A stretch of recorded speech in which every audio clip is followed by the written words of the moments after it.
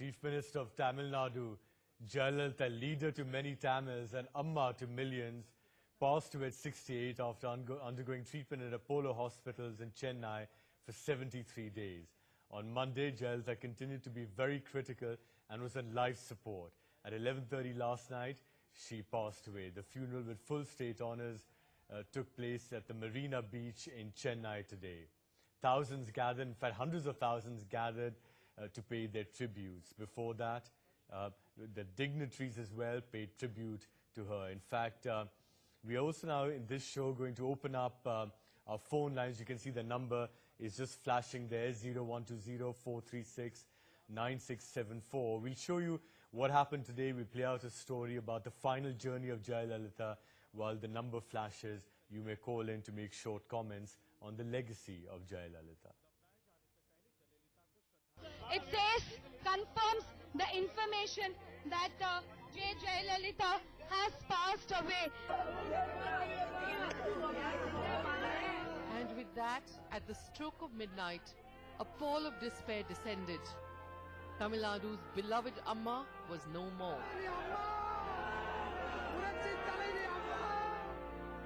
Jaya's cavalcade carried her mortal remains from Apollo to her post-garden residence.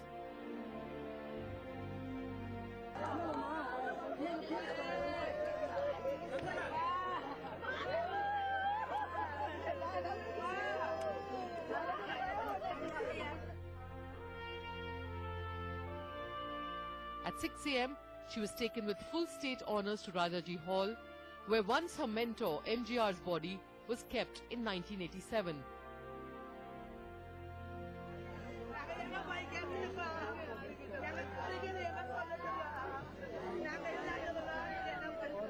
And she also was the most respected and loved leader. There is some kind of aura around her which made many people love her, and in a very rare kind of a situation, she got a second term but she could not complete it. Unfortunately, her journey had to be stopped and it could not continue despite getting the second term, despite getting the verdict of the people. From the President to the Prime Minister,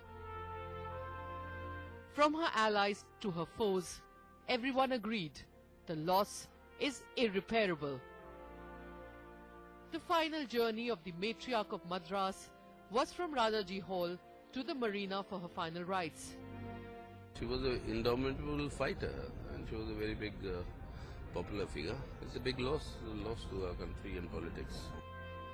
As lakhs descended to catch a final glimpse of their Amma, emotions ran high.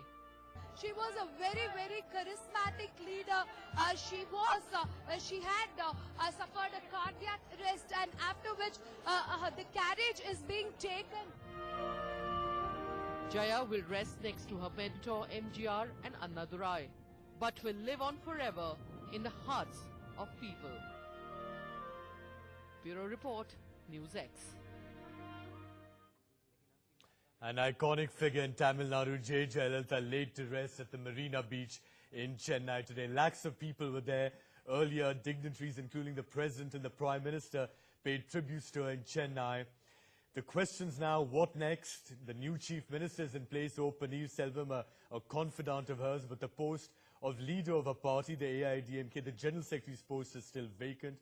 How will the politics of Tamil Nadu change?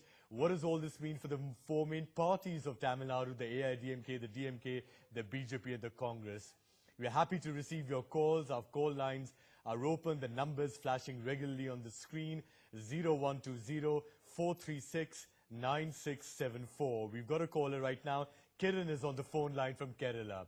Kiran, the pictures have been overwhelming, even dramatic today. How did you feel watching all this? Yeah, I'm watching it right now, and thank you for taking my call. And what I have to comment is that, hello? Yes, go ahead. Yeah, you're picking me, right? Yes. Yeah, my comment is that what Jayalalithaa did is a typical example for every state to follow, because whoever in the streets past 2.5 months, every day I know my colleagues, more than 15 to 20 people, every day they go to that hospital to watch, to what her health conditions, 2.5 months. And yesterday, till 11:30, when the news was confirmed that she had left us, thousands were gathering.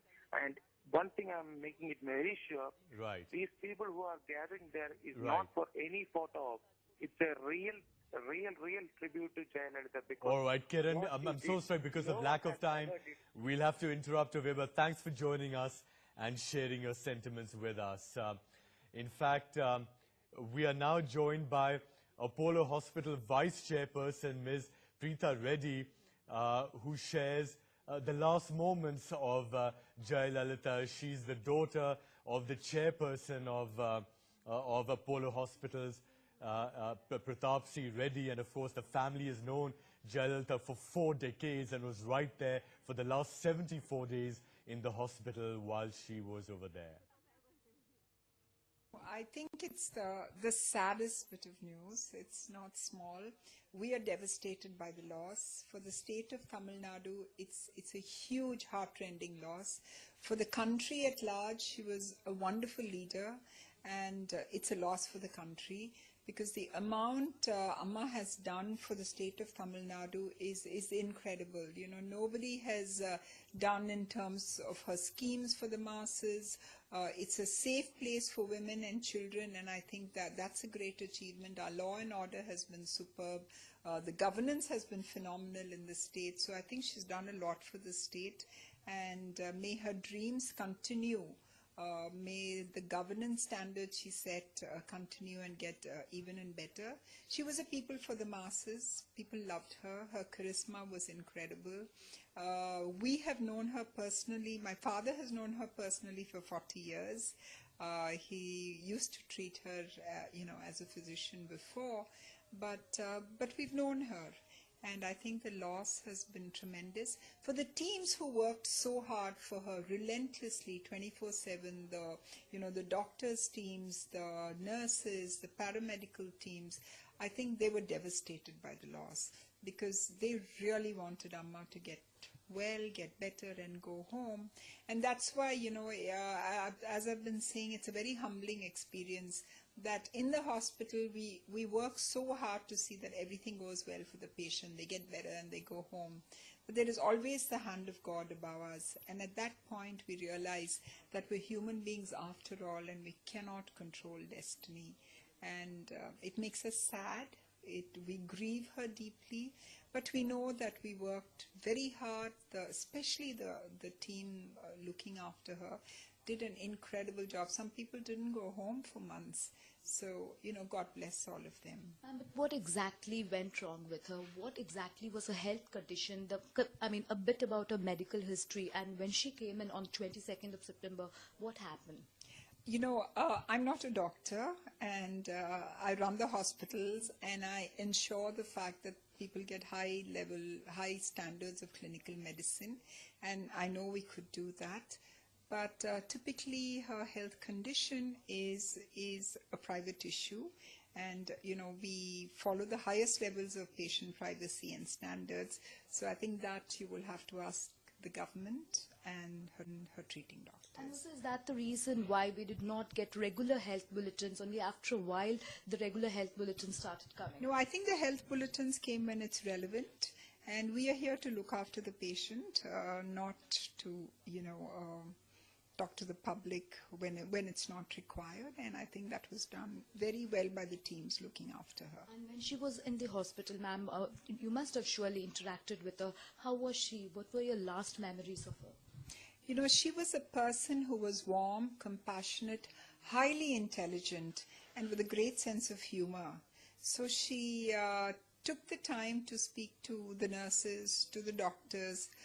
She had long conversations with all of us, with the doctors, and one of our doctors was, his daughter was getting married, and she spoke to him about it. He has beautiful memories. I have fantastic memories of the way she would speak to us from her hospital bed. So we miss her. We really miss her. We miss a friend. We miss a great, compassionate human being. We miss an incredible stateswoman, and I think the loss is irreparable for some. but her good work will continue, and I am sure that everyone will keep Amma's legacy, whoever they are, whichever party they belong to. They all respect her. You know, she was an iron lady with the most beautiful velvet touch, and people will remember that and respect her for that. Ma'am, also we remember Dr. Pratap Reddy, final question, had said that she was recovering, she might be discharged very soon. Of course, you have said that God's hand is there, but still, what went wrong on that day when she suffered cardiac arrest? You know, it's a human body, and you never know. You know, anything can happen to a human body at any time, and so I think that was unfortunate. The Vice Chairperson of Apollo Hospitals there, Preeta Reddy, speaking to NewsX's Priyamvada in Chennai.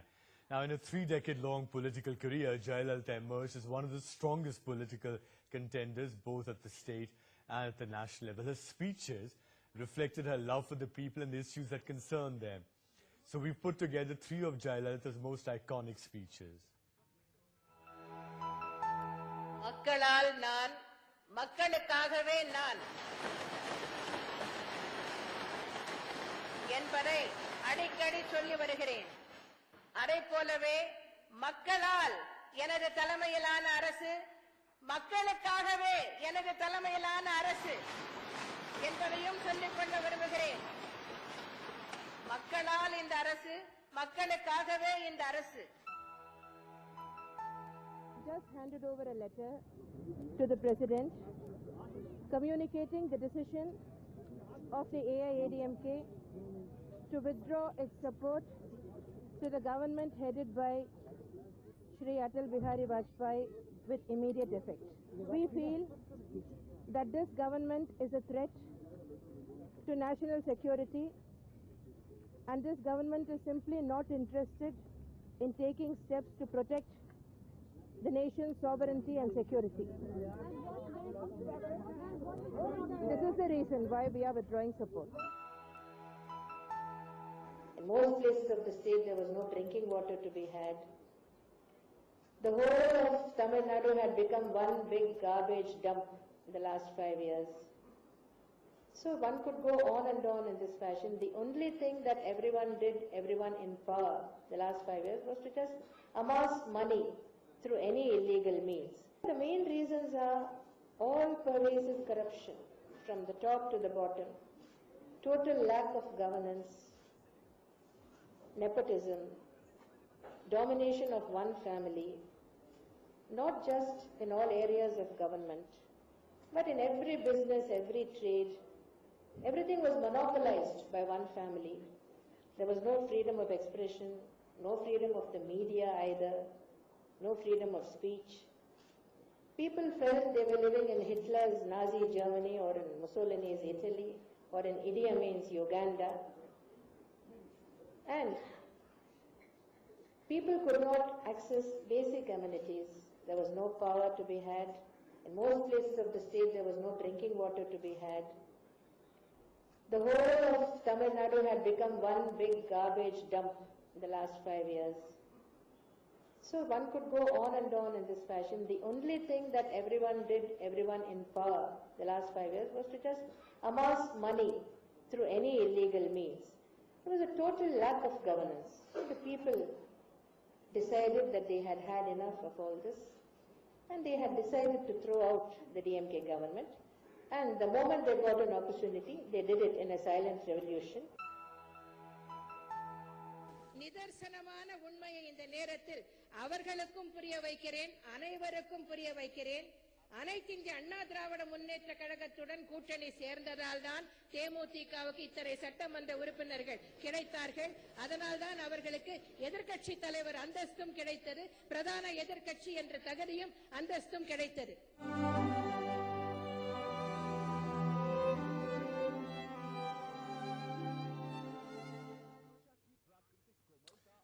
Memorable speeches of Jayalalithaa. Well, you know, it was only earlier this year that Jayalalithaa broke a 32-year record in Tamil Nadu politics, riding back to power for a consecutive second time. Now, this doesn't happen in Tamil Nadu. Usually one party wins the election, then the next election, 5 years later, the other party wins the election. She broke the trend, and this is how it happened. J Jayalalithaa என்னும் நான் தமிழ்நாட்டு அரசின் முதலமைச்சர் என்ற முறையில்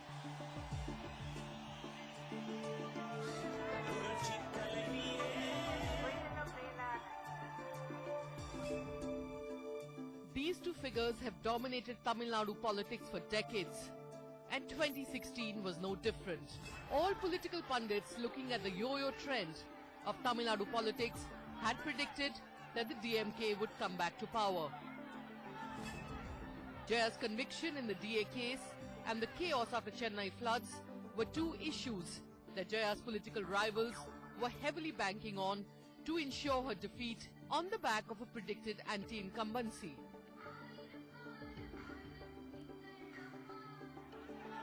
But did these issues really matter for Amma's voters?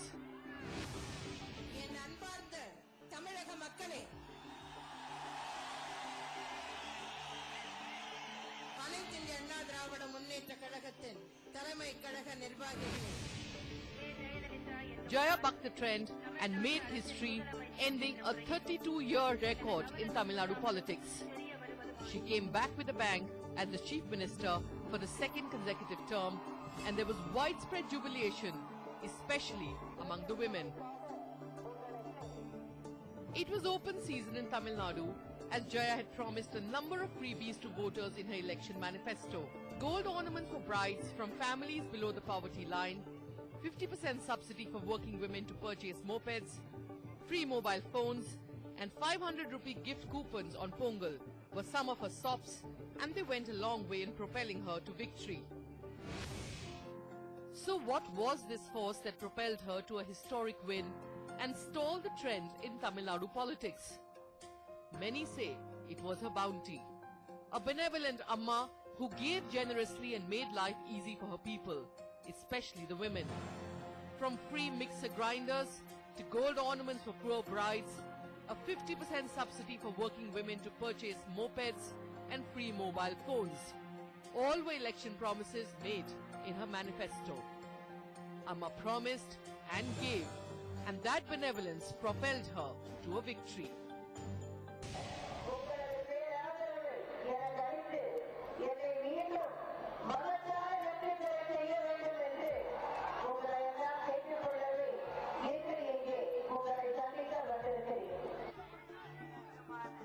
In 2016 saw an ailing Chief Minister address her rallies from a controlled environment.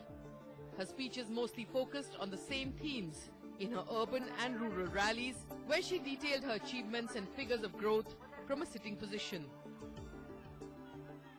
Many critics called it the Queen's monologue, but that did not stop her rallies from being massive crowd pullers.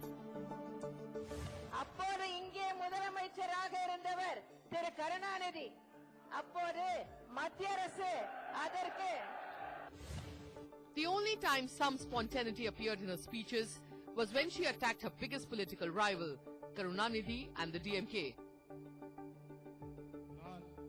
Eventually, it all came together for Jaya as Tamil Nadu voted her in for a second consecutive term. From the first rally where they turned up to see an actress and found a fiery orator, to 2016 when they turned up in historic numbers for their Amma. Jaya's name will always be taken as the Chief Minister who bucked the trend.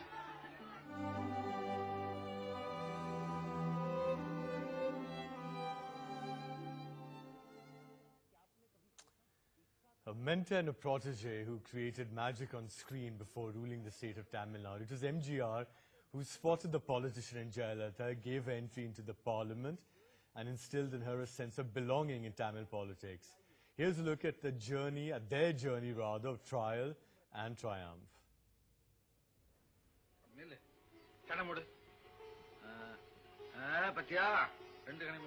The year was 1965. A 17-year-old upcoming actress shared screen space with the iconic Tamil superstar M.G. Ramachandram. The on-screen pair would soon set out on a journey together that lasted for almost 2 decades.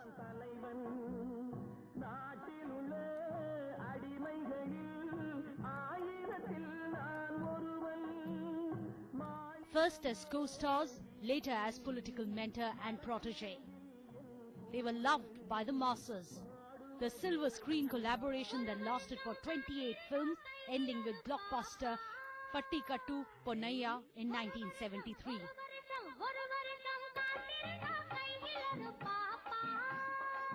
But it wasn't a smooth ride for the two. Pressure from party colleagues forced MGR to act with other heroines. But the separation couldn't last long as destiny had something else on its mind. In 1977, MGR becomes Tamil Nadu's chief minister for the first time. But it took another 5 years to bring his famous on-screen partner to politics. Jayalalithaa, basically a very sharp-minded person, used that opportunity, and MGR, gave her some important assignments like, inducting her into the noon meal scheme committee and other things. 1982, Jaya becomes an AIADMK party member. But the spark was evident given the huge reception to her debut speech titled Pennin Perumai, meaning greatness of women.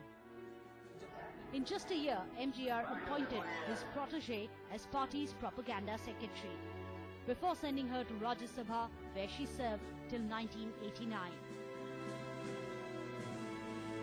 3 years later, MGR passes away and the party is in complete disarray.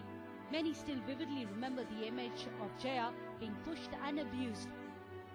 Her party leaders from atop the gun carriage carrying MGR's body during his funeral. In her own words, Jaya thought it a conscious attempt to teach her a lesson. The party soon broke into two factions, one led by MGR's wife Janki and the other by Jaya. Shortly after his death, his wife Janki formed the government in Tamil Nadu, but it lasted for only 21 days, dismissed by Prime Minister Rajiv Gandhi. 1989 and DMK sweeps the assembly polls, forcing Janki to quit the party, clearing the path for Jaya's accession as the political heir of her mentor MGR. It was only the start of Jaya's journey to becoming the chief minister, enjoying the same popularity as MGR.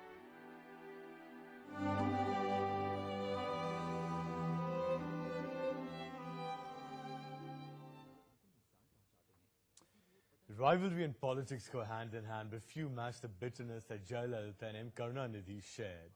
In the 3 decades they've spent together in Tamil Nadu politics, they've not known to waste any time with pleasantries. In fact, so vitiated was the equation that the Madras High Court last month expressed disappointment at the hate politics practiced in the state. Here's a look at what caused this acrimony and why the relationship only soured with time.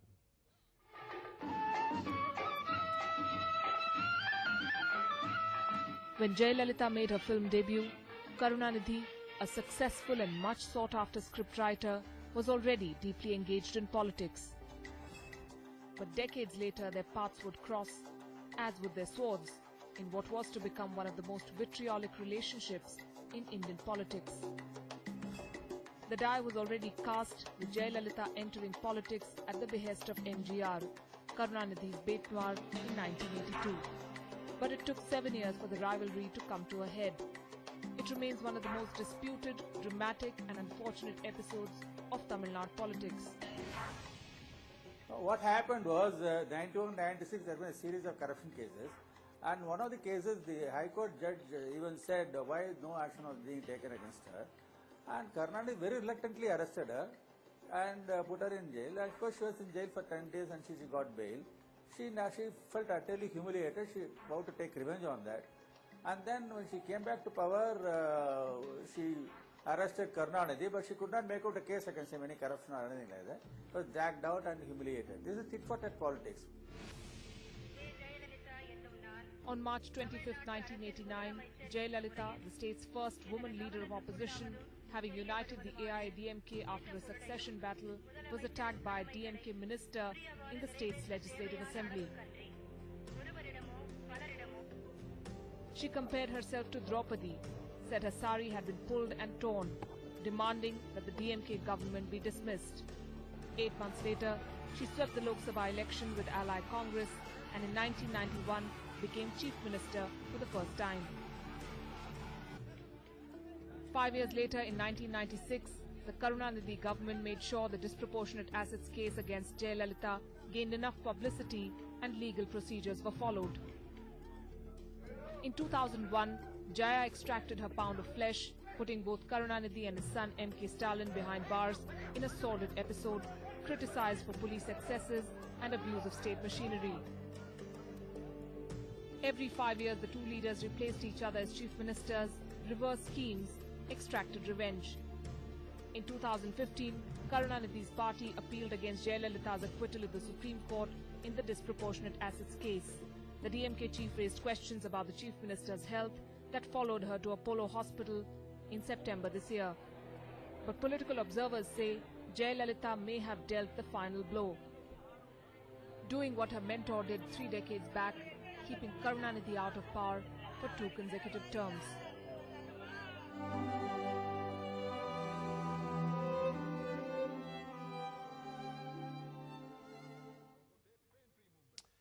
Jayalalithaa and Shashikala Natarajan had an association that lasted 3 decades.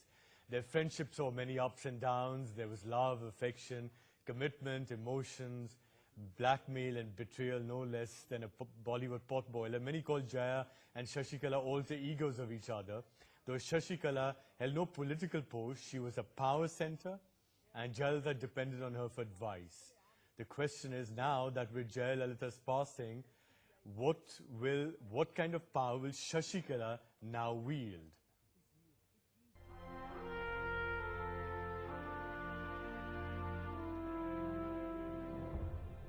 In life and death, one person was a constant presence by Jayalalitha's side. Her close and trusted aide, Sasikala. Today, as pictures of Amma's funeral streamed across the nation, her faithful shadow was right by her side. It was Sasikala Natarajan and her family who were prominent right to the end.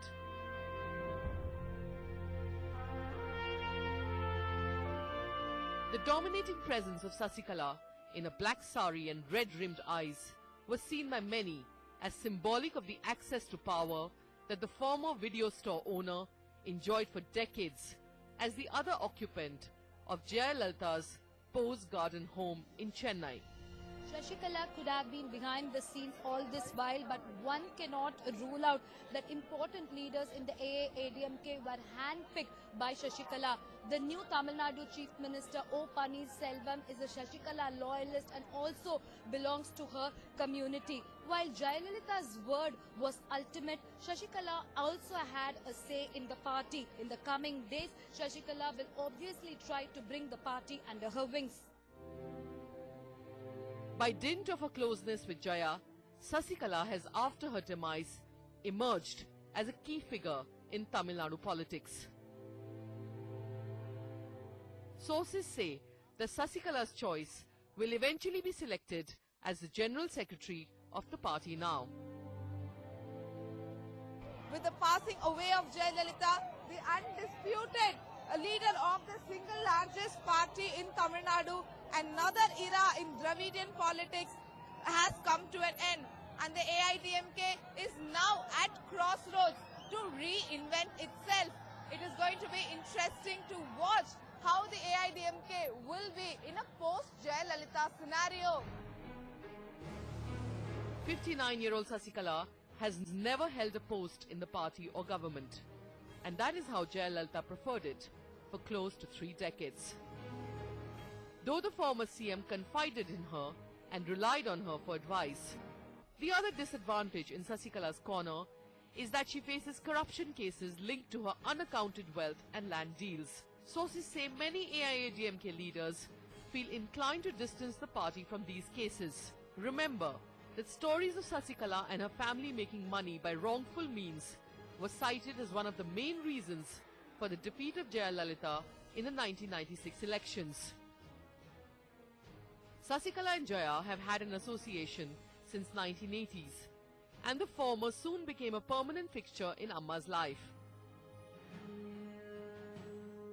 Sasikala and her family were often dubbed the Manargudi Mafia, ruling from Jaya's residence in Pose Garden. Jayalalithaa was criticized for the extravagant wedding of Sasikala's nephew, adopted by the Chief Minister as a foster son in 1995. An image of the two dressed in almost identical jewelry and saris became one of the most abiding images of Jayalalitha's life. But there was more in this saga of friendship. On 17 December 2011, Jayalalithaa asked the Mannagudi clan to pack up and leave her house. Even Sasikala was expelled from the party. Some of her family members were even put behind bars for making money through illegal means. But this did not last long, and Sasikala was back in Jaya's life in 2012 after she disowned her family.